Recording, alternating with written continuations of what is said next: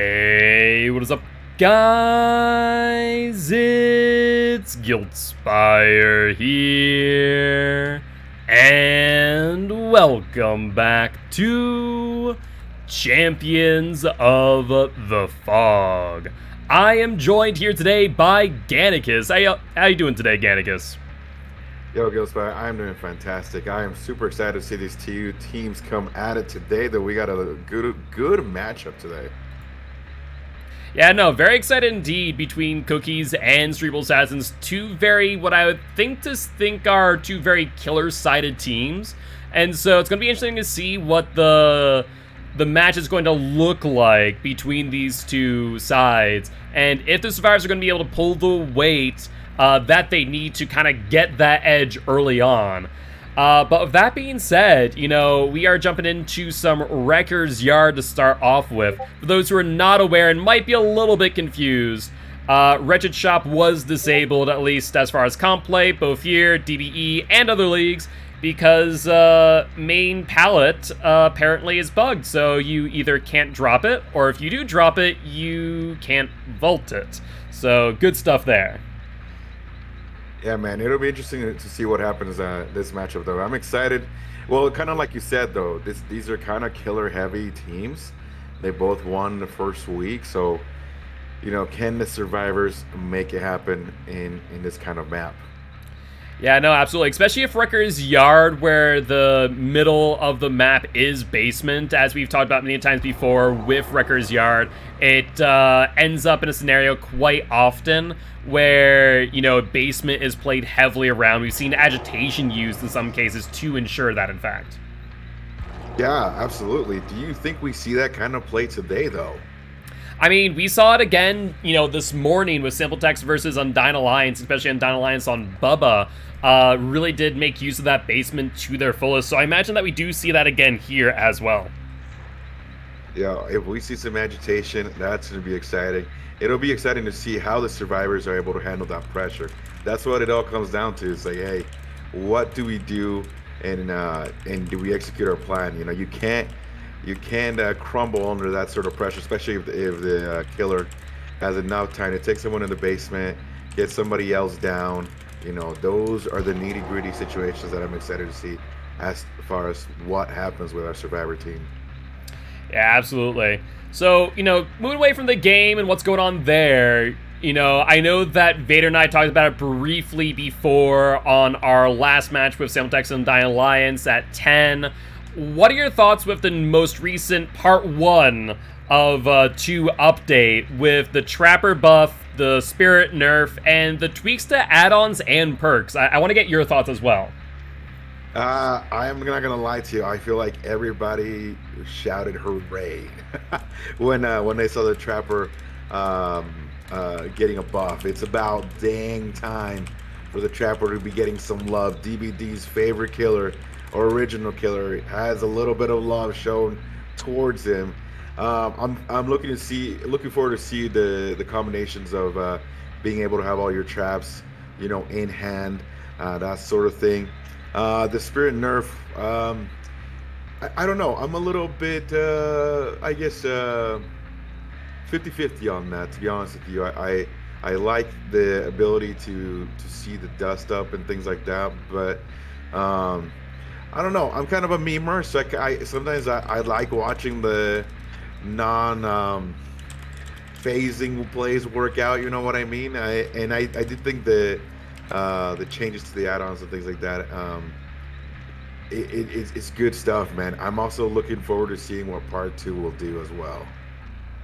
Yeah, no, the biggest thing that I'm excited about with part 2, honestly, is seeing if they have any additional add-on or perk adjustments. I think they're now looking at perk adjustments, which is a huge thing. I actually don't want to gloss over one thing in part 1 before I talk about what's going to possibly be in part 2, is the kill switch function that they have now introduced to the game, which I think is huge. And I don't know, I guess I was surprised that wasn't part of the game prior. I guess with me having experience in other games, that it hasn't already been introduced. But for them now to be able to disable things at their leisure when bugs come up, I think that's going to be a huge thing for Dead by Daylight and make the overall experience a little bit better. Going forward, in the case like Breakout, for example, or was it Breakdown? Not Breakout.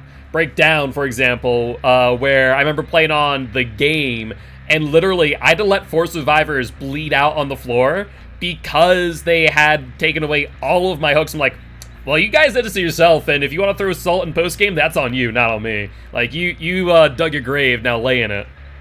Absolutely. You know what's crazy? When I saw that too, I was very surprised as well because it's something that coming from other games that they already had that, right? So, am I surprised that DVD never had that? Absolutely. Am I happy that they have that now? Yes, 100%. Because, like you said, there are situations where bugs like that, where literally we've all seen them, right? Yep. Where something like that happens and you're left going, well, this is just an awful experience right now. Now they're able to go, okay, cool. We'll use our kill switch and we'll get this fixed, which is just great for the game and great for the environment, right? And not having to sit here and go, okay, well, this is what it's like for the next couple of months, guys. Yep. Hang on, Yep. Yeah, so I think that I don't want to gloss over that because that is a really, really important thing for behavior to have added to the game. And in addition to that, moving into part 2, which we're going to learn more about on Monday, kind of move into the speculation part of things. We have boon totems, at least officially, being talked about in more depth come Monday. And we might even get a glimpse of what the totems do. If you had to speculate at all, what are your thoughts? What are we going to see from boon totems? Are we going to see more than one? We saw one Scourge Hook, obviously, and that's a new perk type coming to killers. Are we going to see just one boon totem, or do you think we're going to get a survivor of nothing but boon totems? Honestly, I hope we see one would be okay with me, but I think we see 3. I hope we see more than one, just because I want to just kind of take it all in, right, and mess with them and things like that when they do come out. The safe bet would be just to say, hey, this is the first boom totem, and then we can mess around with it. I'm really excited to see really what it's all about. Is it a game changer for Dead by Daylight? Is it something that is just a little bit different? Can it be something that maybe in comp it affects comp? I don't know, but shoot, man, I'm excited to see what happens. But hey, also, where are all my blood favor lovers out there? Because I'm one of them, you know what I'm saying? Thank goodness. Unlimited blood favor, let's go. Yeah, no, seriously, with blood favor getting a buff, I was kind of thinking about that, and initially I kind of looked at it and went, will that make blood favor more usable than it was prior? And I think the answer is yes. At the same time, I guess the question is, what killer would you use that on reliably? Absolutely. And maybe like a slinger. Imagine like you shoot a survivor at a pallet, you hit them, they go to the pallet's blocked off because of blood favor. Could be kind of spicy. Yeah, I still to this day, I don't think it should be a totem. I think it should just be a perk. But anyways, I defer to that. Yeah, and I'll definitely be interested to see how these tweaks kind of influence the overall gameplay of Dead by Daylight. And I think another thing that actually is kind of significant is the Vigil buff. It's now, what, 30% over 20%? Which is actually pretty significant, and though it prior already affected broken stats effect, like now it's even more significant. So for example, with Deliverance, you could use Deliverance and Vigil and potentially get Unbroken significantly faster now. Yeah, I'm looking forward to seeing who uses Vigil now, and will it be a more used perk? But that's man, it's exciting. That part 1 was awesome. Part 2, do you think we get any other killers buffs or anything like that, or changes besides that, besides the boon totems? That's a really good question. It could happen. You'd think that behavior would put it like that part all into part 1, but I also wouldn't be surprised to see not maybe a buff, but potentially a nerf. Maybe since we saw a spirit nerf, do we see another nurse nerf, do you think? Because, that's always been the hot topic. Oh, yeah. You know what, though? I want my Legion buff. Yeah, I would love a Legion buff. But nurse would be interesting. Yeah, that's a good point, though. Do you think that current DBD could handle OG Legion? Oh my goodness. Oh my goodness. That's a question for another day. Well, with that being said, we are jumping right on in. Just doing a quick check on builds. Everything looking to go at first glance. And with that being said, we are on the Pyramid Head. Oh my gosh, I love this Pyramid Head play. Here we go. Let's see what Osaka can do right out of the gate. Yeah, I'm very curious with Osaka's pick here. I don't know about you, but I love Pyramid Head. I play him in comp all the time. My main thing, though, is that Pyramid Head currently, his animation's busted, and I'm much more a visual muscle memory person, so I personally cannot play Pyramid Head right now without relearning his timing, which technically hasn't changed, it's just the animation has. So I am actually kind of surprised to see Pyramid Head here, but maybe Osaka's just been playing enough Pyramid Head and feels comfortable enough about being able to go into, you know, M2 without any hesitation. Right, and even though technically nothing has changed, animation did change, and you know how long it takes somebody to get that animation right, you know what I mean? Oh, no, absolutely. The funny thing is, like, the day before the update for Pinhead, I was doing M2 only Pyramid Head, and it felt fantastic, and then I remember going to scrims when I can't play Pyramid Head. And everyone's like, what are you talking about? I'm like, no, it's bad. It's really bad right now. Yeah, absolutely. It still takes a little bit of time to get animations down. I remember the changes they made to Survivor animation, and it took me a little while, yep. So it totally makes 100% sense. No, abso-friggin-lutely. But we are seeing that first gen done. You know, we saw a really good initial chase from Osaka, and were able to get some damage on the board, but was not able to follow up with a down. And in that meanwhile, you know, we see a gen regressing, but just are not able to really capitalize on any of these chases thus far. Yeah, right now your main thing to do, I mean, doing an okay job right now. So he's got 2 survivors over here. He's got to get it down in the next couple of minutes, just to kind of assert dominance. Oh shoot, here we go. Oh, a flashbang, dude. And that was a close one too. Funny enough, you know, with the amount of time it takes Pyramid Head to get out of his M2, that's actually kind of a smart heads-up play, isn't it? Absolutely, because you have to stop your M2, and yeah, that was a close one. I was looking forward to a flashbang for sure. Yeah, no, I might have to think about that in the future of how to use that in a kind of a cheeky way that, like we saw there. It's kind of like almost doing a flashbang out of, you know, Nurse's Blink or a Wraith's Cloak, and really making use of that. Yeah, absolutely. I just, I don't know if it was the greatest move in the world, but if that would have hit, holy smokes, that would have been fun to see. Well, exactly. That's my exact thought. But that being said, we're seeing Osaka here kind of try and box out these survivors, you know, able to see upwards of 3-4 gens from this one location while also guarding the hook is really, really strong here. And if if Osaka wants to keep Jazzy on the hook here, they can, and they are able to get the grab as well. Oh my God. And this is the good old killer 2-for-1 special. Yeah, this is the play. That was a very smart drop, because if you end up hooking the Claudette, what ends up happening is they can go and get Jazzy out of the hook, but instead you drop her down. You kind of do your waiting game now with the survivors, and they pick up again though. This is very interesting, maybe because the hooks are close together. Killers thinking, okay, I can just go back and forth. Yeah, so one thing I can think of though, honestly, I may have just kept Jazzy on that hook and caged the Claudette instead, since they did have that available, right? Absolutely, that's my thoughts exactly on that one. I think at that point that would have been the right play, and you'd be able to kind of move around a little bit more freely. But you know, we still have another survivor up on hook. This is 3 hooks in on you know, 2 survivors. But the thing is, with 3 gens being done, you're kind of in a sticky predicament, aren't you? Absolutely. Maybe the killer thought that survivor had Unbreakable or something like that, so they decided to put him on hook. But I am 100% with you on caging the survivor. Yeah, I think a lot of people also do overlook cages on Pyramid Head way too often, and when you should and should not use them. It's just such a powerful thing to not only be able to take away Will Make It, BT, Decisive Strike, and so on, but also force the survivors to move in a way that is convenient for you. In this case, that would be, you know, pushing them across the map to ensure that they can get the unhook, or in this case, uncage. Right. It's kind of like you. I like it because like you said, it's kind of you take away all the powers of that BT that is DS all that stuff. Oh,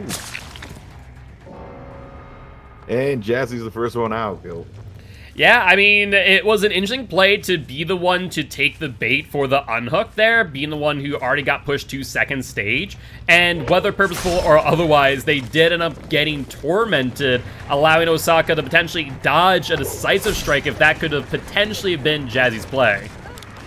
Absolutely. Especially since we have only seen about. I don't think we've seen the ace at all, have we? No, we saw Ace at the unhook, and Oh, that was sorry, about the it. unhook, yeah, And that's already about two it. survivors out. So this went from a situation as a killer where it's still kind of hit or miss on whether you're really in control of the match, to a point now to where you have just taken full control, gotten two survivors out, and these remaining survivors, they need to figure out what they can do to try and, at least get one person out, if at the very least. Absolutely. What I thought was going to be a very even-sided game just turned into really a beautiful masterpiece right now by our pyramid head. Yeah, no, I think really good usage. Obviously, some things that could have gotten min-maxed here and there, but hey, results are really what matter in the end, and they are getting exactly that, where they are chasing out the ace here to try and put him on hook. But all the while, I will say there's only one gen left. I would not be surprised in the slightest if we see that gen go off soon. Yeah, I do think they get the gen. Saga's gotta put them on our cage, and so right now, finish your gen, get your person down, and see what happens. Yeah, I mean, I will say I love that they use the cage here, because for those who don't understand Pyramid Head's caging, basically it's always going to put them to the farthest point away from where you are. So in this instance, it's going to put them directly into their 3-gen. Whereabouts exactly, hard to say, but at least that gives you that knowledge that they want to go for that uncaged, they're going to be where you are. Absolutely, especially on a 3-gen like this, to put him close by. It really gives our killer a heads up as to where the person is, and honestly, they can just patrol this 3-gen right now. And in this instance, I do imagine that it's very possible that the Feng Min Q Moon is currently out on hatch, and, we're just waiting for Thomas to die. Would not be surprised in the slightest. Honestly, if I was Osaka here, I might actually kind of go out and about and go exploring a little bit before too long. Otherwise, you're probably going to give these survivors a few extra points. Absolutely, you kind of you have the game in your side right now. There's really nothing wrong with venturing out and seeing, okay, where could they be at? Yeah, so I think exactly what we're going to see here, especially with the way that the cages work. The death for the cage is actually pretty quick, as you see right there. There's not that long, drawn-out animation. And just like that, there goes that survivor. Yep, like we talked about, great job on getting the hatch after the third person was hooked. That's kind of what you got to do, and it makes all the more sense to just get out and get the points. Yeah, no, absolutely. And I think that could be potentially a really significant moment in this match, actually. Because if we look at the points right now, Survivors is 17 points. 3 of those, obviously, from the escape. But honestly, those 3 points are not the most significant part of all of that.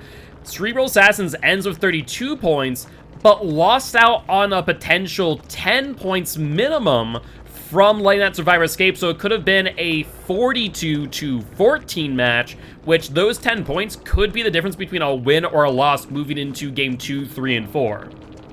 Absolutely. So as much as we give credit to our killer, we also got to give credit to our survivors for noticing, hey, we can get them not to have points and get points ourselves by going to hatch. Great move by the survivors. Unfortunate for the killer at the end.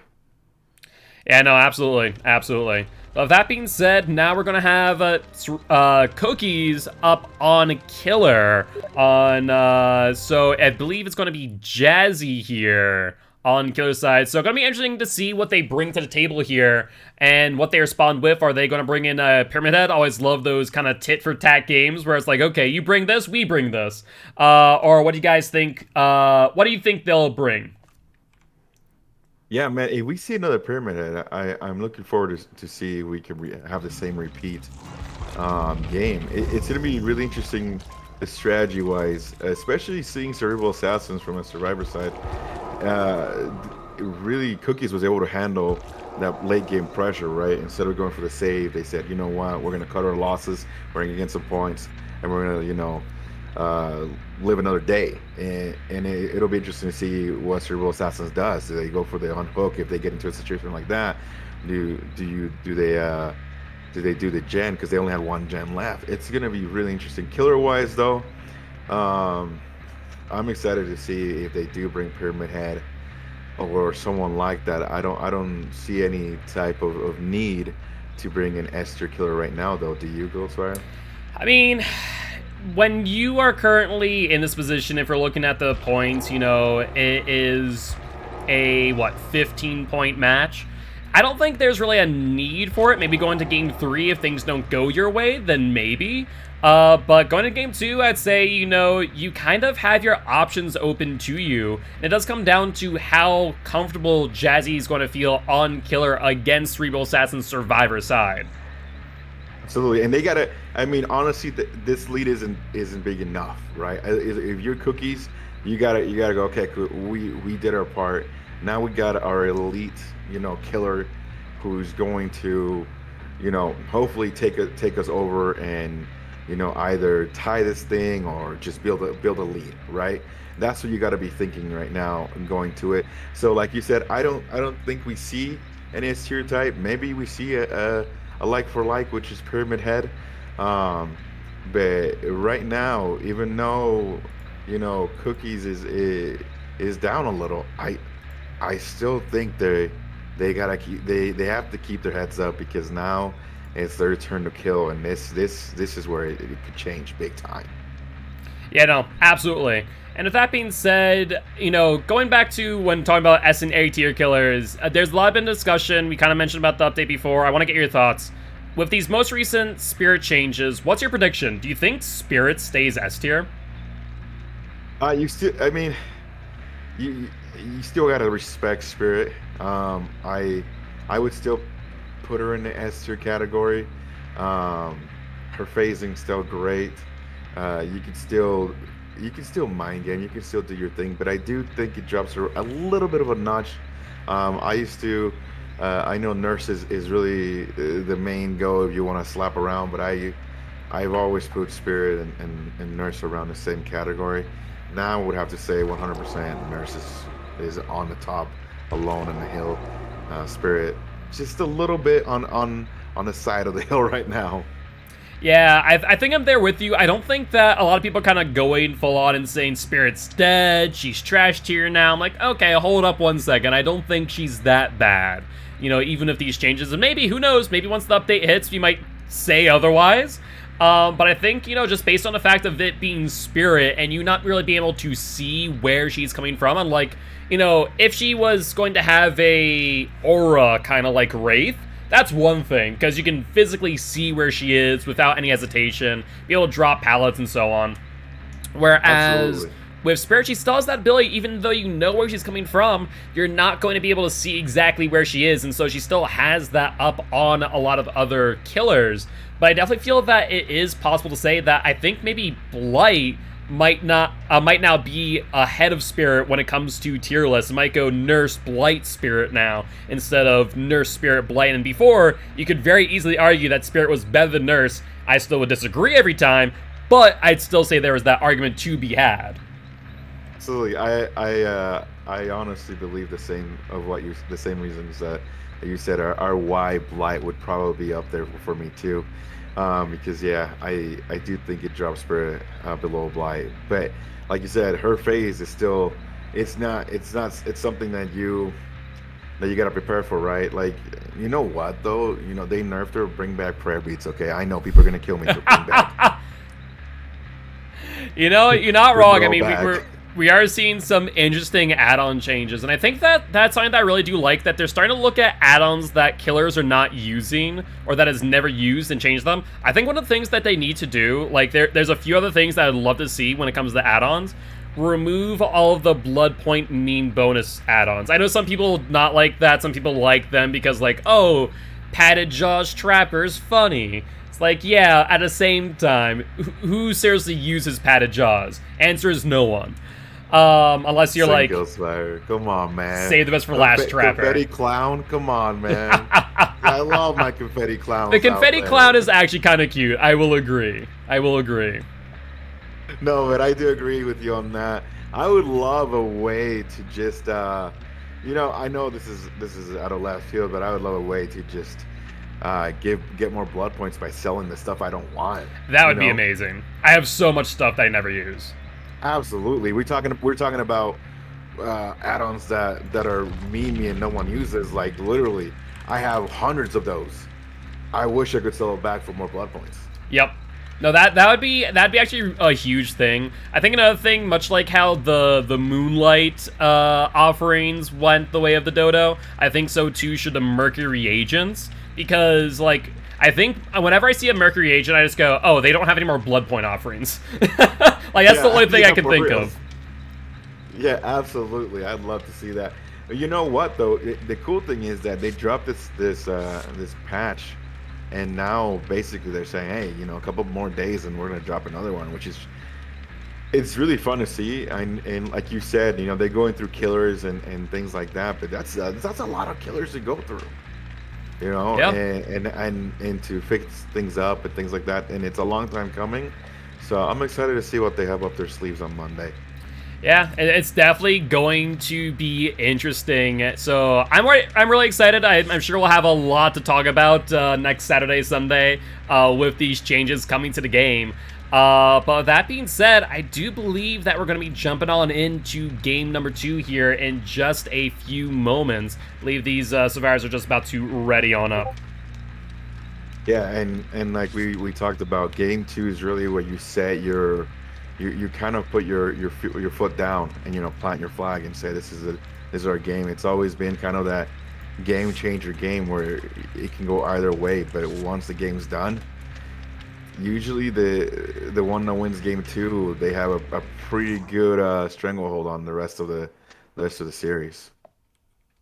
Yeah, no, absolutely. And that's the big thing that, you know, really do need to focus in on, due to the fact that, you know, we didn't see kind of a blowout game 1, so game 2 now kind of becomes this pivotal point, because I feel like the tone kind of went back and forth very quickly in that Survivor and Killer match. So it'll be interesting to see, you know, what comes out of game 2, because I think this will become the determining factor whether or not Cookies is able to capitalize off the ground they're able to gain with those 10 points given to them, basically, or if Cerebral Assassins is going to bounce back from that and really be able to jump ahead.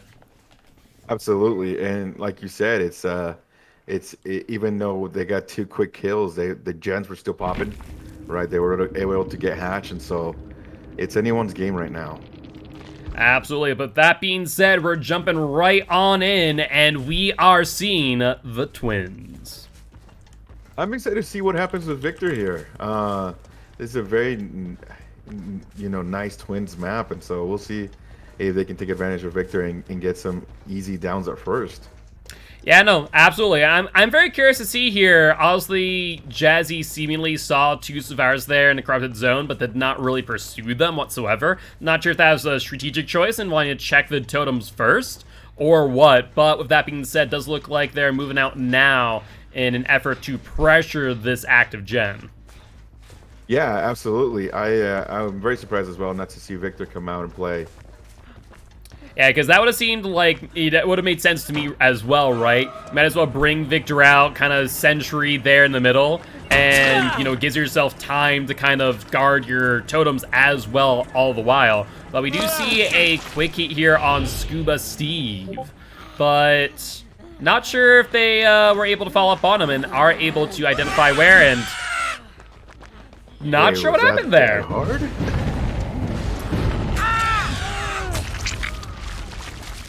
But all the while, we did hear 2 totems go out right there, so a very well-coordinated effort by these survivors, and we're able to get both of Jazzy's totems out in succession, meaning that there's not a lot of gen regression on the field.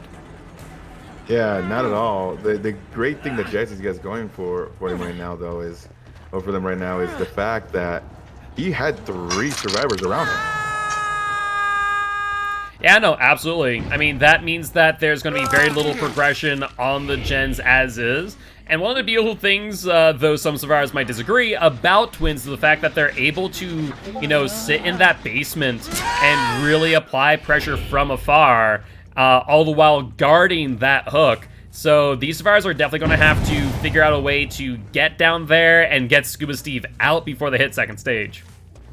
Yeah, it's a rough task, especially because, you got that one guy D now with Victor. You got the hook right here. On this play, I mean, you almost got to keep doing your gens, right?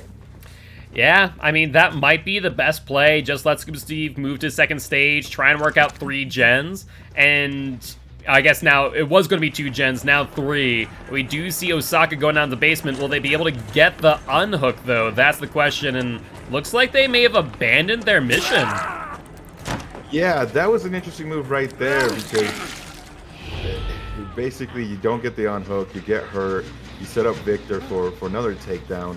I'm not too sure what the play was there. Yeah, I'm wondering if maybe, they made a call, no, disengage, don't do that, and maybe it's just by that point too late to make that decision, and Osaka probably should have went into basement and committed to the unhook, taking a hit potentially, just a way to get them out there, because Scuba Steve has 30 seconds and they're out of the match. Right, 30 seconds and we've only seen 1 gen pop. Yeah, definitely not a good situation for these survivors to be in, to say the least. Yep, and so now we have 3 people around this area, which is, I mean, this is looking really good for our killer. I do want to note something, though. If we take a look at Scuba Steve's timer left on the hook, they absolutely have camaraderie right now. So they actually have a little bit of time to kind of kick back, reset, set up for a save, while Scuba Steve's kind of hanging out here for an extended period of time. That is very true. He's just hanging out, just buying more time, which I absolutely love. Yeah, because in the meanwhile, they're able to pick each other up, get some heals going, try and work on some gens. Whether or not they're going to be able to make that work is yet to be seen, but we do see a survivor going down into basement. I imagine, based on the blood, that is Osaka, and will get the unhook, ensuring that Scuba Steve is not out of the game just yet. Ooh, what a save right at the minuscule of time, man. Scuba Steve was about to get out of the game. Ooh, by the hair on their teeth, dude. Yeah, I mean, the good news is, though, that we already got some really good value. Like, normally we just kind of see it kind of grind out that second hook, and they still end up dying 9 times out of 10. But they're able to get that save at the very end and kind of keep themselves in this game. I think if Scuba Steve would have went out on 4 gens, that would have been pretty much game over. Absolutely, and the reset that just happened is going to really help them out big time. Being able to kind of get their bearings down. They still have 4 gens to do. I know they probably, looks like, just from hearing noises, we might have 99 some of them, and we'll see what happens. Yeah, the biggest thing is whether or not Jazz is going to be able to keep them injured and kind of rinse and repeat what happened to Scuba Steve, because if these survivors are not able to get any gens all the while, or like really pressure the Twins to be away from basement, then it's going to be really difficult for them to, capitalize on the time given to them by Jazzy just hanging around middle for so long. Absolutely. Jazzy, they don't have to do anything except stay here, monitor this basement. That's all Jazzy has to do. And basically kind of telling the survivors, like, come at me. Oh, was that a deliverance? It was indeed. And now Jazzy has to make a bet here. Does Osaka have Decisive Strike or not? And it would seem that they do. So Osaka now has 5 seconds to leave basement as quickly as possible. Yeah, 5 seconds, but when you got Victor right here, those seconds can go too quick, man. Oh, no, absolutely. I mean, Victor normally is a 150 speed killer, but for Stu, you're moving that up even further, making them almost as fast as Billy in some cases.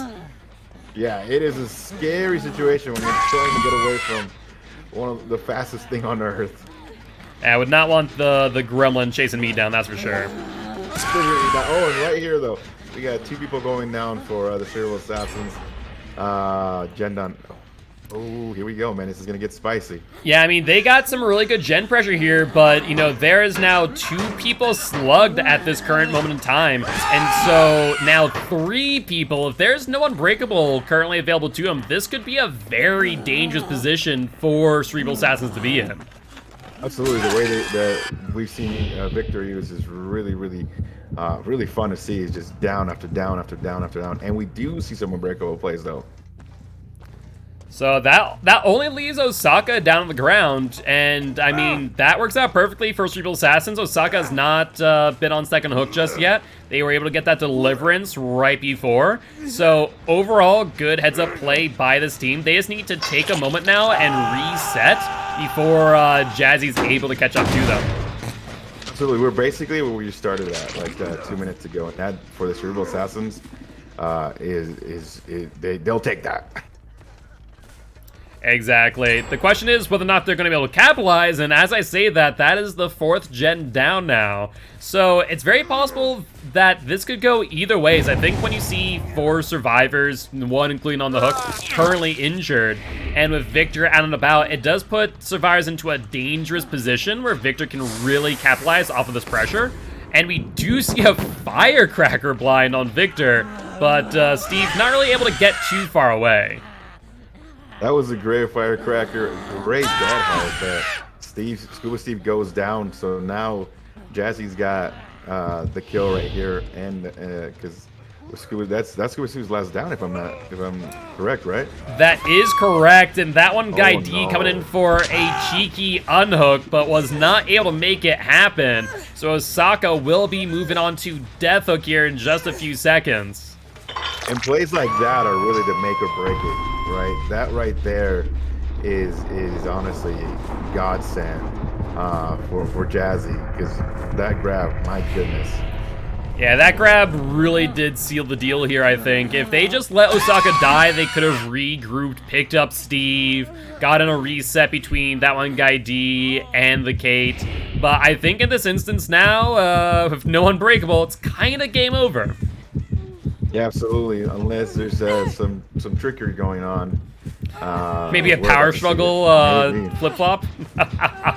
Yo, honestly, if that was the case, wow, that would be awesome. Yeah, definitely not something you see every day, that's for sure. Now, this is Scenic Life's first hook, so they could 4% it as well, right? They could. Whether or not they want to is another question entirely. Exactly. But with that being said, looks like those will be the remaining progressions on these survivors. And like we mentioned before, those 10 points could mean a lot. I think we're seeing that exactly here, because this is basically what Cerebral Assassins wanted to do in Game 1, but was not able to due to an overextension in that initial play at the end. So where we saw 17 to 32 in Game 1, we're seeing 14 for Cerebral Assassins to 42 for Cookies, with the current total score at Cookies at 59 and Cerebral Assassins at 46. So those 10 points really going to be significant here. Yeah, 100%. Those 10 points really adds up after Jazzy's great showing as twins. I mean, really the game, the play of the game is really grabbing that one guy D from getting the save. That turned it all around. Yeah, no, absolutely. I mean, there's no question in my mind is that if Survivors would have taken it a bit slower and understood, hey, them dying on the hook is going to be okay. I think in this instance, that may have been the right play, is just let them die, pick up Steve, get reset, and spread 3 people out on gens and get a 2-man out at the very least, right? Absolutely. And in that way, you can get your gen done because, you got twins on the other side. You can get the other gen done. You can get your 2-man escape and basically at that point be tied. Yep. And now those 10 points and the win for a twins player adds up real quick. Yeah, no, absolutely. So this really does put the game into Cookie's court at this point in time, where they do have a lead, and the question is, do they feel comfortable at the end of that and say, okay, we're going to bring in another A tier or B tier killer? Or are they going to try and put the nail in the coffin and instead go with an S tier to really close it out? I don't think they go with an S tier, Ghostfire, but I do think that they do put the nail in the coffin. You have to, if you're in here and you're looking to win, there's no way that you're going to just take this game as just a game. You're looking to send a statement, and you're looking to say, hey, we know what we gotta do to win, and we're gonna do it right now. Peace out. That's really the message. It's not hey, we're gonna play with our food kind of thing. It's a hey, we're going to win this game right now. Yeah, no, absolutely. So if you had to guess in that case, if you're not thinking S tier, what are you thinking they're going to bring? What are your predictions here? Well, that's a tough conversation, because right now, I mean, you've used your Pyramid Head. I mean, what? I don't know. That's a great question. What do you think? So if I was Cookies here, right, we have a little bit of a lead. We're going on to Gas 7. Nice thing about Gas 7, for those who are very killer focused, you're going to learn the spawns on that map. So for those who need Lethal Pursuer, you don't need on Gas 7. If you spawn here, you know the survivors are going to spawn there. So, I mean, they could go anywhere from Bubba to potentially a twins of their... actually, they already ran twins, so they won't be able to run twins twice. Twins, yep. Some people could argue Blight would not be a bad option here, though his bounce logic on certain parts of the map are a little bit, well, illogical. So maybe we see a Blight from Thomas here? Right. If we see Bubba, that would be awesome, man. What about Wraith? Do we see some Wraith play? I feel like Wraith is better suited for like corn maps, but as I do see it coming up in chat, right now we are 59 to 46 in favor of Cookies by 13 points, for those who are wondering. Those 10 points, we keep talking about it, Gil. Yeah, no. It's gonna be very significant, to say the least. And I think, if I had to guess, I just want to bet right now that this match is going to end in just under 10 points. Honestly, I love to bet you, but I'm not going to bet you on that one. Just because you've been right a lot of times. I'm not. Yeah, these two teams are very killer concentrated, very killer heavy, very even. Yeah, if it comes down to like 10 points, let's go to Vegas together, okay? I've never been, so I could enjoy that, especially with okay, so real quick. Completely unrelated for DBD, but you and I are both Twitch streamers, obviously. We're here on Twitch. Not too far away is San Diego. What are your thoughts on TwitchCon 2022? Yeah, I'm super excited. I'm excited to meet everybody there. It'll be my first TwitchCon, of course, and really just excited to see as many people as I can, right? Hang out with some good company, and looking forward to just really honestly fanboying the whole thing, right? And just taking in the experience. Like, it's gonna be super cool. Yeah, no, I'm definitely excited. I want more information from them from ticket prices to everything else before I make any commitments, but my community is definitely vying for me to go to TwitchCon and be my first time out in that part of the US, so could definitely be exciting, to say the least. Absolutely. Not just being TwitchCon, but being in San Diego, man. Yeah. Oh, it's beautiful. You're going to love it. Have you been personally? Yes, absolutely. I love the California part. And San Diego especially. I remember my first time getting dropped off in San Diego airport, and I was like, man, this is dreamland. It's just sunny and just gorgeous. So I think you're going to love it a lot. All right, I'll have to definitely keep that in mind, and I'm sure you and I will talk more about that as we get closer to TwitchCon. But yeah, I'm very excited for the prospect of that. But that being said, based on what I'm seeing, I believe we are good to go for build, survivor, and killer side. So we're going to be jumping into game number 3 with Cerebral Assassins on Survivor side and Cookies as the killer. Yeah, man, it's going to be interesting to see, first of all, what killer they bring, and really to see the mental on the Cerebral Assassins. You know, what do they do? Do they change things around from game 2? I mean, little mistakes like going after the hook when maybe you should have waited a little. Those are easy fixes, right? But you know, what happens towards the end game? Can they get that one gen done and get that escape, or does our killer once again take them all down? Yeah, absolutely. I mean, I have to say, plays like that really do make or break games. I remember doing the hardcore killer challenge, especially with high MMR from the start, which was miserable. I learned the hard way. For those who are not aware, MMR affects killer by profile, not by individual killer. Go figure. It was a moment whenever I saw Survivor going for a unhook like that, grabbing them, dropping them, just sitting there going, no, you don't understand. That person's dying right here. Absolutely, the drop is such a great move, though. It's like I'm gonna wait this one out, and once they're dead, you can have your time as well. Do you want to know even better feeling, though, is when you don't even have to drop them. They're so close to death, they go for the unhook, you get the grab, and someone else goes in, they start the unhook, you hit them with the person on your shoulder. Did that multiple times. So satisfying to see that person injured, sitting there at the hook, and then that person dies on the hook, and you're like, yep, this works out. I like this. Absolutely, that's a great feeling. As a killer player, that's absolutely a great feeling. But that being said, we're jumping into game number 3, and we see a Wraith. I'm surprised, honestly, to see Wraith on game number 3. I'm surprised as well, but hey, man, I kind of feel like Jazzy's listening to us. Jazzy says, yo, man, because you want a Wraith, I got you, boo-boo, so let's see what happens. It's Gothology all over again with, I think, multiple of the Enforcers of the Fog are like, I would love to see a Trapper. Gothology is like, okay, gotcha, Trapper time. And this is just showing, you know, kind of like we talked about, where it's like you want this, you got this kind of thing, and it really shows how Jazzy understands that he's just a good killer.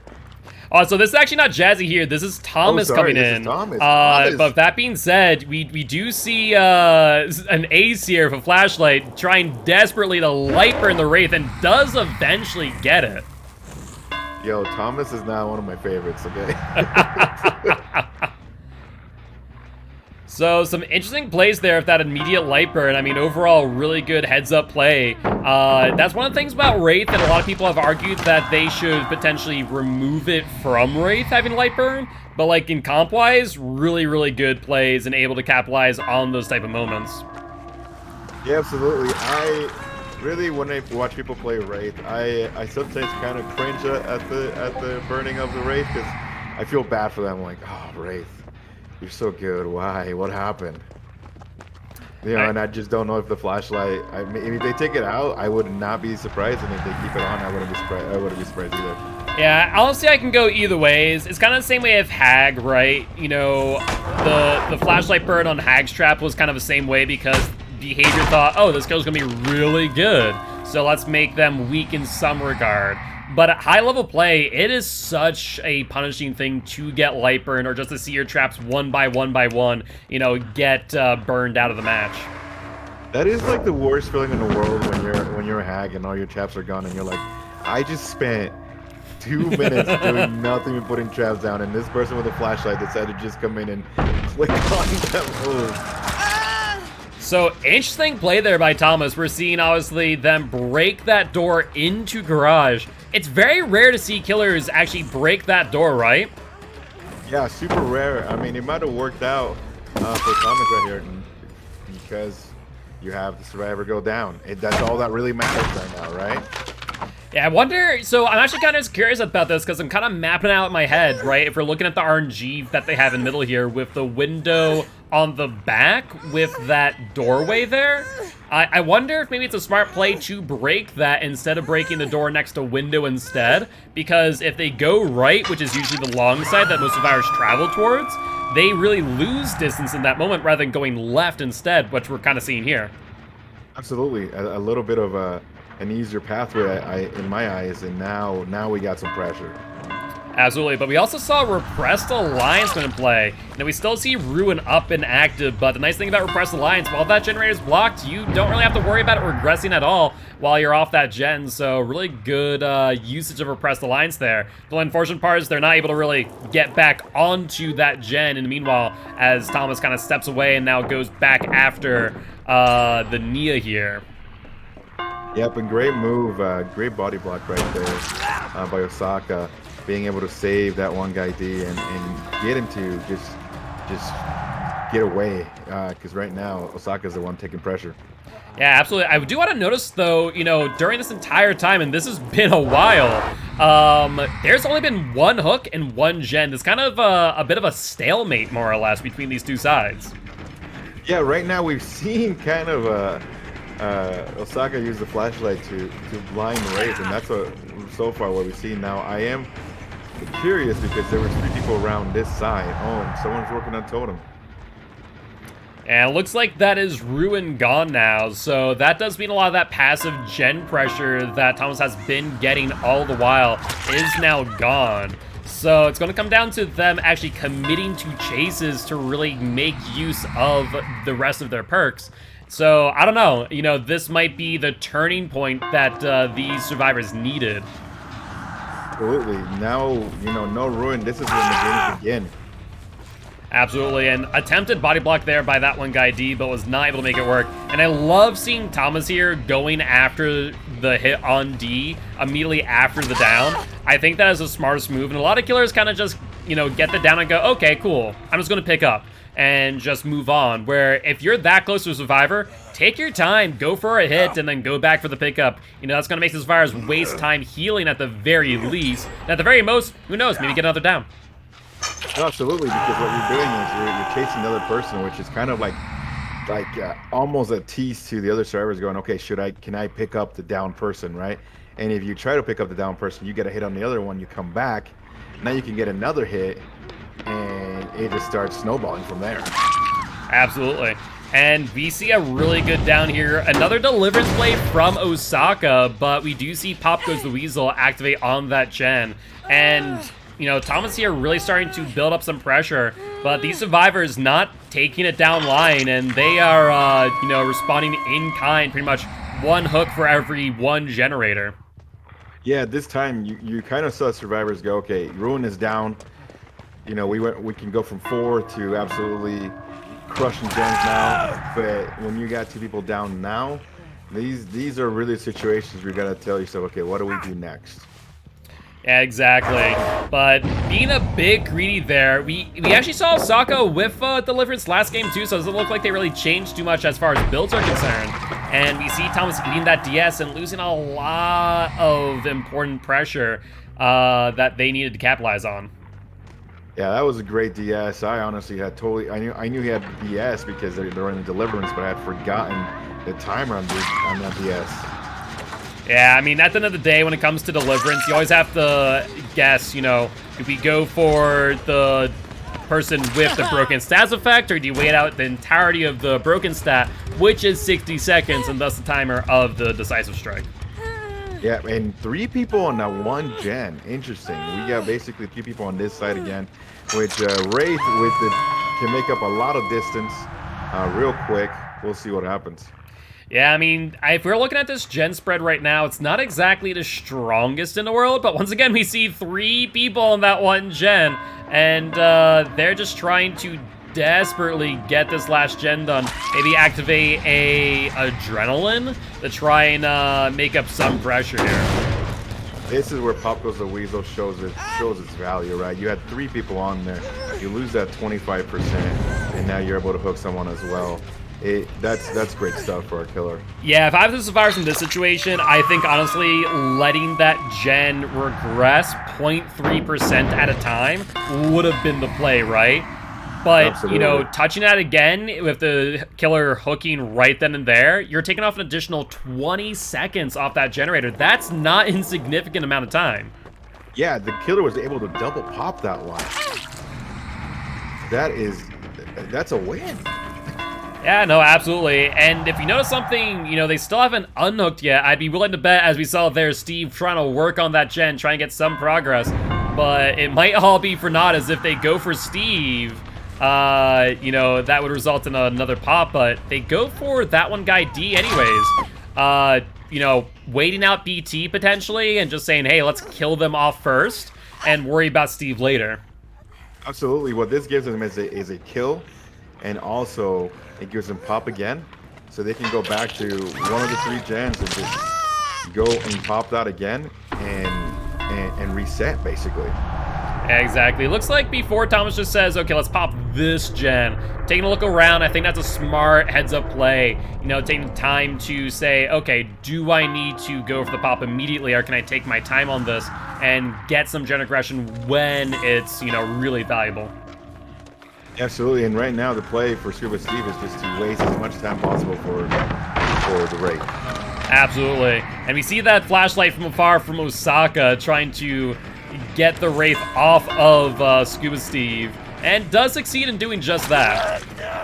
Yeah, basically, Osaka said, hey, I'm healthy, come get me, kind of thing, take the bait. Our Wraith decided to take the bait and say, you know what, let's go on this adventure. Yeah, I will say, though, I hate to see a pop ever get wasted. And we do see that pop timer burn out, but we do see this down here on Osaka. And, now Wraith deciding, okay, let's go even further. Let's pressure off of this gen, too, which, for better or for worse, is a good idea. I think you realize you need to get pop on that gen ASAP and, slow down the match. You don't need to rush things. You don't need to go straight into the 4K. You can kind of take your time and really, maximize your pressure and value.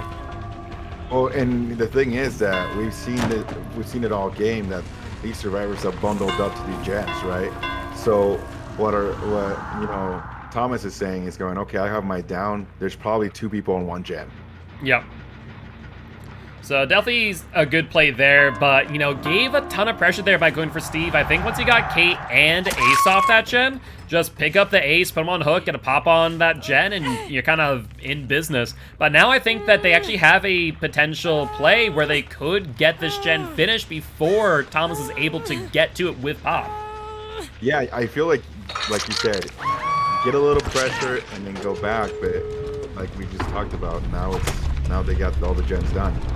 Yeah, I mean, at the end of the day, though, Wraith is in a really good spot, and I think hooking Scuba Steve is going to be a huge play by Thomas, as Scuba Steve actually has not been hooked yet. So that is a potential 10 points, even if Osaka were to leave. They're only getting denied 7 points. So I think, getting Scuba Steve securing that hook and kill is really the play here. Right, and this is kind of the vibes from game 1, right? Where if you're Osaka, you're looking and going, okay, do I go find Hatch? Yeah. And we know where Hatch is. It was right on truck next to that gen, which we saw prior. So I imagine that both sides are very well aware, but Wraith smells blood in the water and does see the scratch marks on that Exocate, and will be going for that last slug here in just a moment. I mean, the exit gate play was good.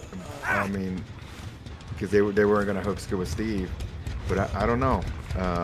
Good on Wraith for seeing that.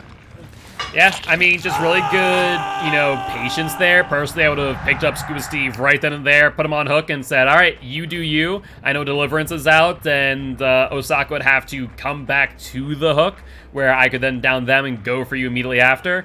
But I was about to say, Thomas now needs to go searching for Scuba Steve, but that search did not exactly take all too long. Absolutely. This game really turned around, really middle when he was able to get them all on the side by the gas station. All 3 of them were there. This was a great play by Wraith. I know, absolutely. And with that being said, that is going to secure a bit of a lead for Cookies here at the end. And I'm just gonna... Can I not switch off? Okay, I can switch off. That DPI was making me a bit nauseous. I don't know about you. Yeah, no, I was trying to keep up with the But with that being said, that is 20 points to Cerebral Assassins and 45 to Cookies, with a total score of 104 to 66. So still a relatively close match here, about 38 points, so it's very possible for Cerebral Assassins Killer to make up that difference and claim a win. So it's going to be interesting to see what they bring to the table to potentially, you know, make up that gap, because let's take a look. If we kind of break down these details here while we are waiting for Cerebral Assassins Killer to start, you know, if we're looking at this, what is the most Cerebral Assassins can allow for Cookies to get before a win is out of their reach? That is going to be the interesting question of the day, ain't it? Yeah, it is. They're gonna for Cerebral Assassins to win today. It's going to have to just be a lot of pressure. Get the 4K, get all that stuff. I know it's not impossible, and like you said, the lead's not, you know, anywhere near done, right? But the pressure's on them right now to show up with their killer.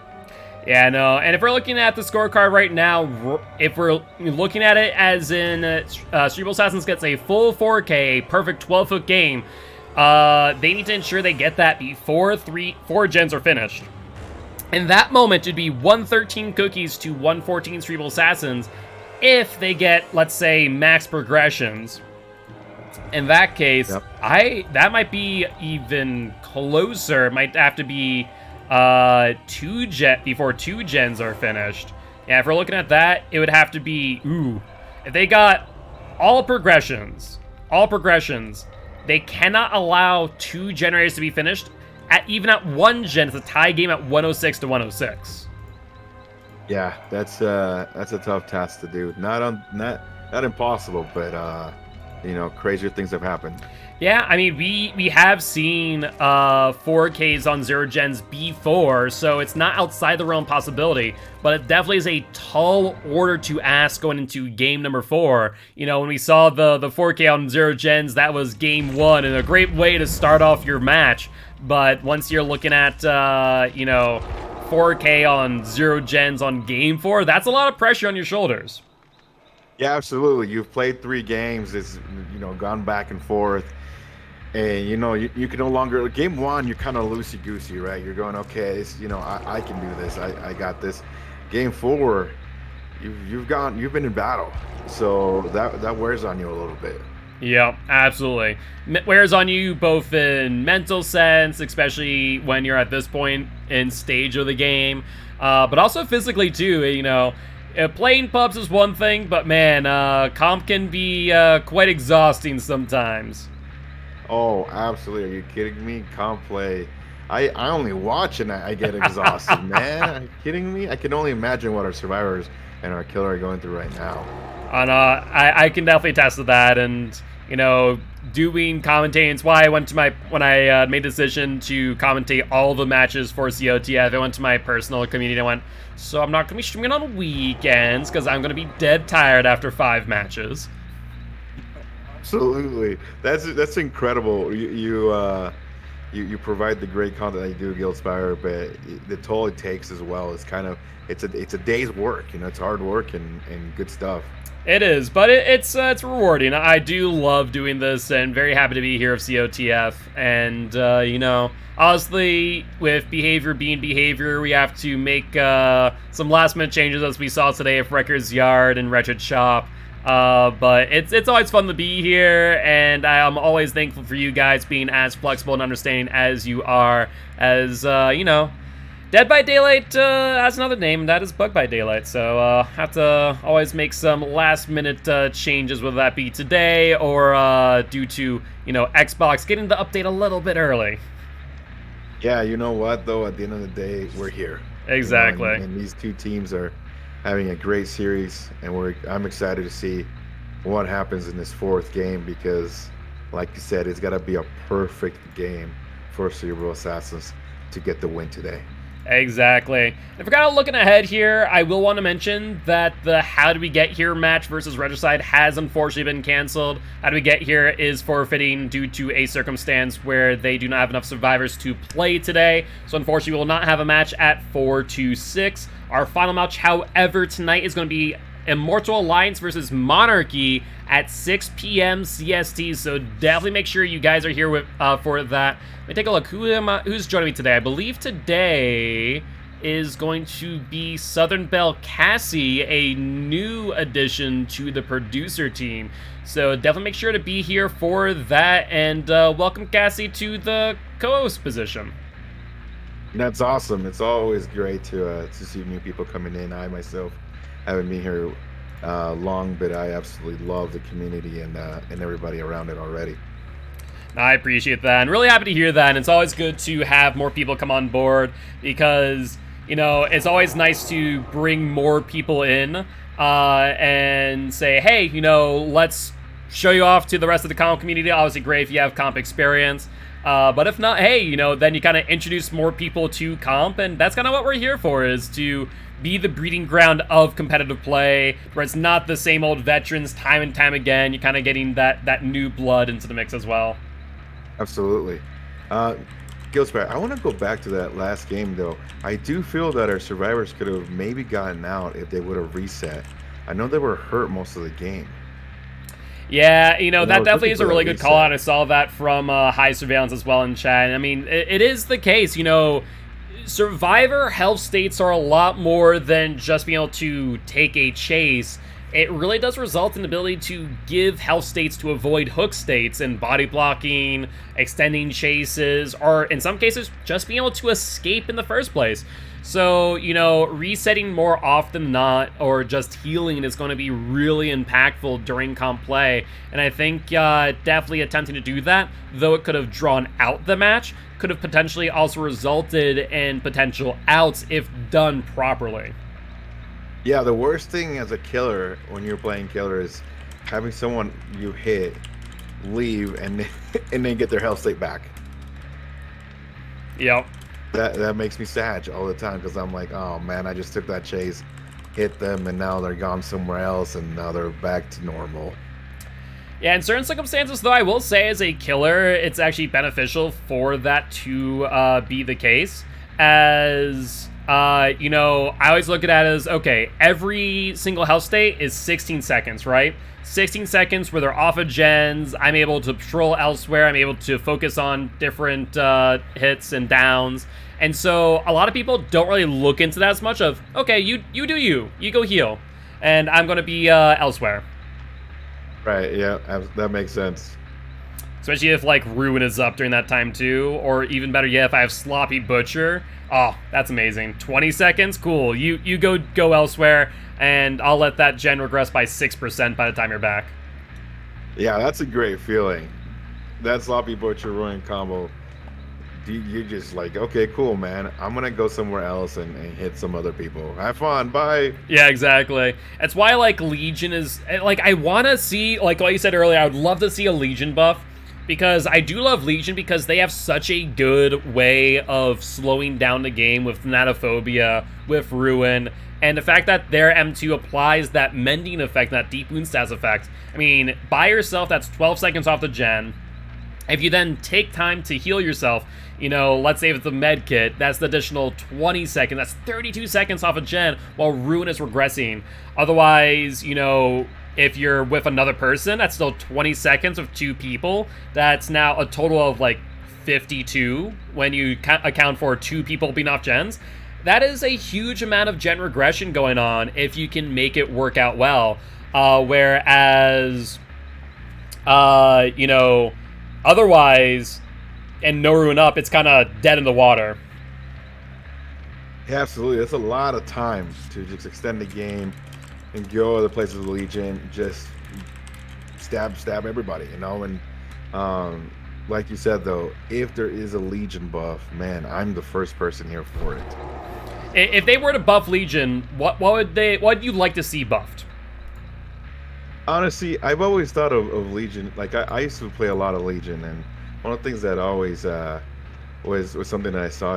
I just wish that I had a little bit more of my power was a little bit better, maybe a little bit more of a deep wound effect, maybe the timer goes down more, something like that. What about you? So the one thing that I discussed in my community a little bit was basically almost like a soft Eerie button, to where Eerie button, when you mix that with Legion, is actually really, really strong, because one of Legion's worst parts is not being able to do anything once you're out of your M2, right? You hit a survivor with Feral Frenzy, they drop pallet, you fatigue out, and now you're just an M115. But what if you could vault a pallet 3 times, base kit, and break it? Over time, it gets damaged further and further. And so you don't necessarily want to replay pallets if you can, but if you vault it 3 times and it breaks, that gives survivors time to move to another tile, right? But if you're doing it strategically throughout the match, and you're breaking pallets passively, that could be a huge amount of pressure in the late game that you might not otherwise see. That'd be fun to see, because that's one thing I do love, is that Eerie button, man. That stuff is great stuff. I love running that just to see the survivors' faces when I do it. Absolutely. I mean, there's been some really, really good plays with Eerie button, where you're able to Feral Frenzy, they drop pallet, you Eerie button fatigue out, and you're just on top of them. They're like, well, I can't do anything here. It's like, okay, take me.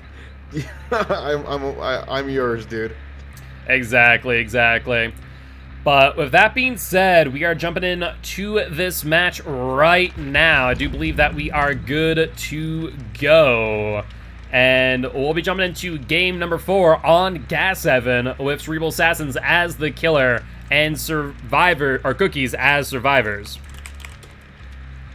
Yeah, it'll be interesting to see what happens. I know that, I mean, at this point, you kind of got to bring a killer that can just take a team out quickly. You can't afford 2 gens like you said. And I mean, if you're Cookies, if someone goes down, you just leave them. Yep. That's what I would do. No, 100%. In this situation, it kind of is that scenario where, leave them, work on gens, 3 people on gens at the very start. 1 person takes chase, it's long enough, 1, 2, 3. Game's kind of over at that point, right? Absolutely. It's kind of a little bit of backwards to what we saw in Cerebral Assassin's first week, where they had a game where, Bubba basically all they had to do was camp a couple hooks and they were done, right? Yep. It's backwards of that. Now you have the survivors who can kind of do that.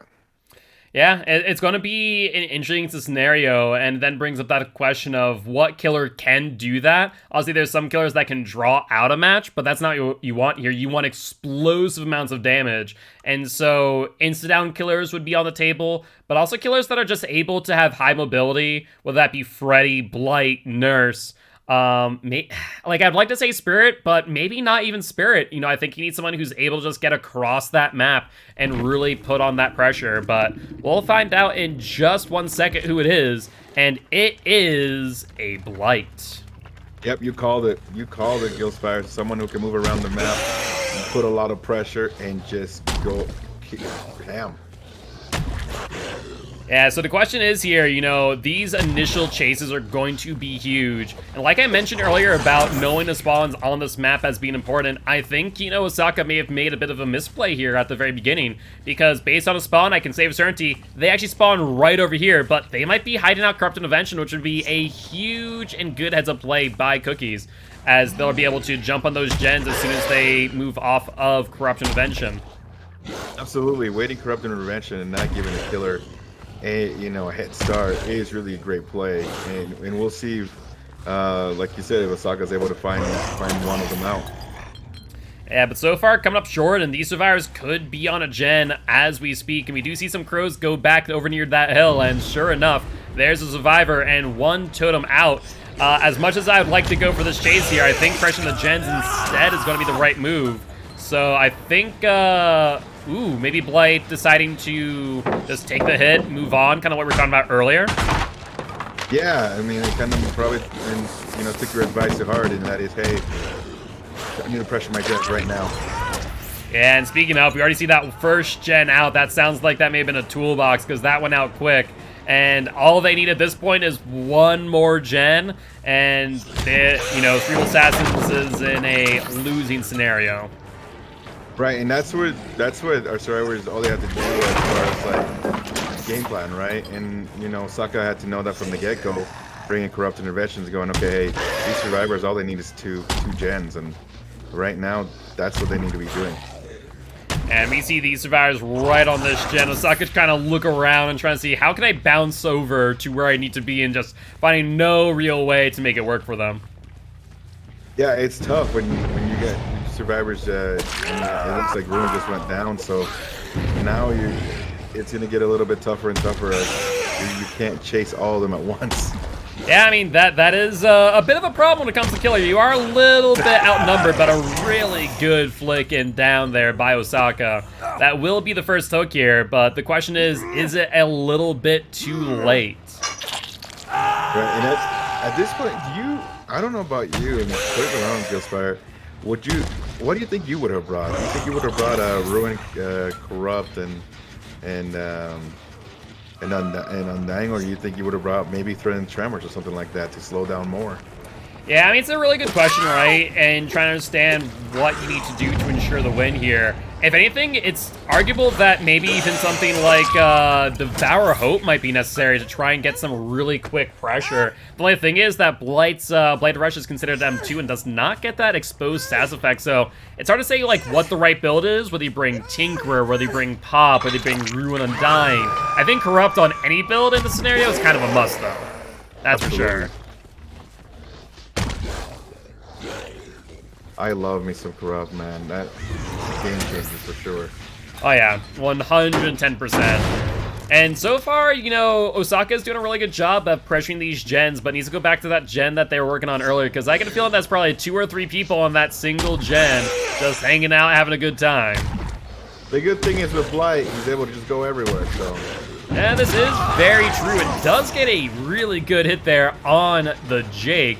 But now has to make a decision. Do they continue for the Jake or go for the unhook? And honestly, I think I would have went for the Jake. You know, Jake now has every right to go back to that gen and just finish it out, where now you're kind of having to identify where the survivors went. Yeah, absolutely. You're kind of in a guessing game at this point where you're going, okay, where's the best one is gonna get, and with that other gen popping like that, this is no man's land right here. And looks like Q-Mute also taking their time to try and body block or take some aggro. Blight initially not caring, but now we'll go for the hit instead. Maybe the intention here is to go for the draw. You know, 2 gens done now, maybe just going to try and slug out for the 4K and force that draw at this point in time. Yeah, maybe good for the draw, but right now, really, that chase was good enough for our Survivor team to keep doing gens.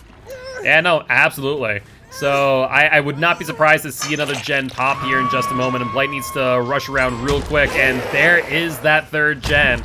And I think at this point, unless it's a 12-hook game, I don't believe there's a way for Cerebral Assassins to win this. Yeah, I mean, our Survivor team right now, they can keep doing gens. They have someone on, the killer has someone on hook, but that's really, like, at this point, why would you want to even rescue this person? You just keep slamming gens, but they're going for rescue. There's 2 people right here. Yeah, I mean, I don't know if they're making a statement or what, but 2 people right there. Looks like they will attempt for that unhook and are not able to get it right in time, and will abandon ship right there. Yeah, interesting to see that there's 3 of them here, or 2 of them right now. 3, yeah. And I mean, maybe if you're... they think it's game over? I don't know. Yeah, I don't know. I mean, theoretically speaking, there's still a possibility for them to theoretically win, but it's only if these survivors are able to give Osaka the full, 12 hooked 4K, which I'm doubtful that they're going to attempt. Yeah, I'm doubtful of that too, but I would not play around against Osaka's Blight. I mean, they're definitely playing well. If I think they had a little bit more breathing room as far as points are concerned, they could probably bring out a really good showing here and go for the 4K. The unfortunate part is that they just don't have enough of a gap to be able to say, okay, I can get a 4K, but in this case, it's I need a 4K, and it needs to be before X number of gens are finished. Absolutely. When you're basically when Blight is free, they can do whatever they want, but now you give them things to do. Hey, get this done before sequence, get all of this done before this and that. It can be kind of a tough task. And absolutely, and really good play there by Jazzy, taking that body block and making sure that Thomas did not go down off that unhook. So great job there, but Jake kind of being caught out in no man's land, and will subsequently go down, giving the Blight another hook, and so far, no progressions. Yeah, right now, we'll see what happens next. Do you think they leave Jake on hook, or do you think they come back? I mean, they kind of need to, right? Not trying to hide anything, being very transparent of what a winning game looks like. But maybe Cookies is making a statement and saying, okay, we're going to play you fairly. We're not going to play the system. We're just going to play it out like we normally would. And it's up to you whether or not you leave the hook or not, whether we go for the unhook. Yeah, and that's what we've seen from this match right now, is the fact that Cookies is saying, hey, man, we're just going to... Oh, and we just see Deliverance play as well.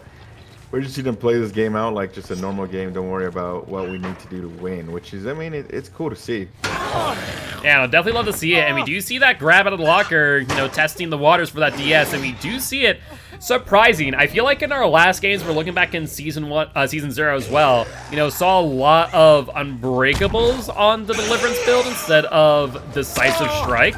But this match, and even the one before, a lot of Decisive Strike on Deliverance instead. Yeah, I think people are starting to see, what was meta before, and your Unbreakable play kind of going, okay, you have DS, I'm just going to wait it out. Oh, crap, there's Unbreakable. Now people are going, okay, well, I'm just going to put Unbreakable DS and just get it over with. Yeah, no, I think you're 110% correct. And it's kind of interesting to see that, because it's kind of that mind game of, okay, do I pick up now? Do I not pick up now? And just constantly having to make that decision on the fly during a match. Absolutely, and I mean, great job for the killer just to go, okay, he has DS, I'm just going to eat it out. I'm not even going to wait another, 2 or 3 minutes to see what happens with that. Yeah, it just is really unfortunate because it does make you suffer a little bit, but, Blight, he's able to catch up to you without much hesitation. So I think it's, water off of Osaka's back in that regard, as we did see a very quick down with Jake, but not able to get a hit during that entire time chasing those survivors. Yeah, those survivors basically just bounced out of there quickly. That was a great play by Thomas. Yeah, but Q-Moon camping that pallet there and not able to really capitalize off of that time off that gen. And depending on where the hook is, Osaka could get a pop, extending the game even further. But I get a feeling that Jazzy will be back on that gen and potentially going for a trade here. We always say, don't count pallets. Yeah, it is a habit that some survivors really do get into, and usually is for the worse. Yeah, as a killer though, that's probably the best thing in the world, is someone counts a pallet and you get the hit. Makes you feel good at night. Oh, absolutely. It is one of those things that I love getting the mind game play, just a quick red light mind game trick, get that hit on the pallet, and that the survivors are sitting there cursing themselves for that moment. Yeah, I always wonder what the survivors say when things like that happen. It's the rare occasion sometimes you get a TTV and you're able to watch the VOD later, and really good attempt at that body block there by Jazzy to try and protect the Jake, but was not able to make it happen. I mean, to be fair, body blocking the Blight is really difficult because he's just able to kind of squeeze in between you and kind of ignore that body block entirely. Yeah, that was a nice attempt. And now we're seeing a little bit pressure by our Blight.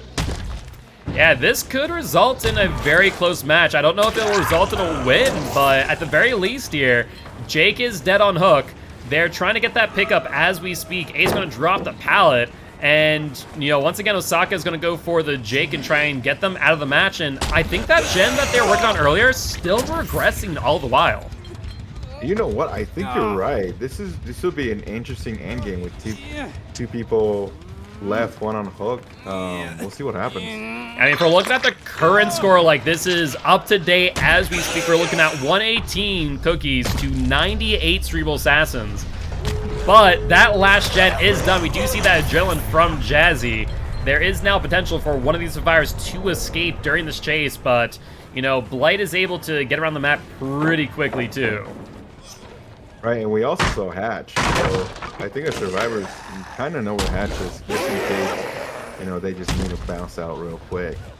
And at 110%, looks like Osaka's going to be committing to Jazzy here. And I think with this being in mind, I don't see much of a way for Osaka to bring this back in the end. And we do see what I imagine that exit gate being done. The question is, can Jazzy get out as well, or will that just be Thomas leaving via the exit gate? Looks like it's just going to be Thomas today. So that is one survivor out. And unfortunately, with that being said, it will be a close match, but not close enough. Final score here, we're looking at Cerebral Assassins 105 to Cookies 27. So, I mean, overall, really good showing on both sides. It just came down to a very, very narrow margin.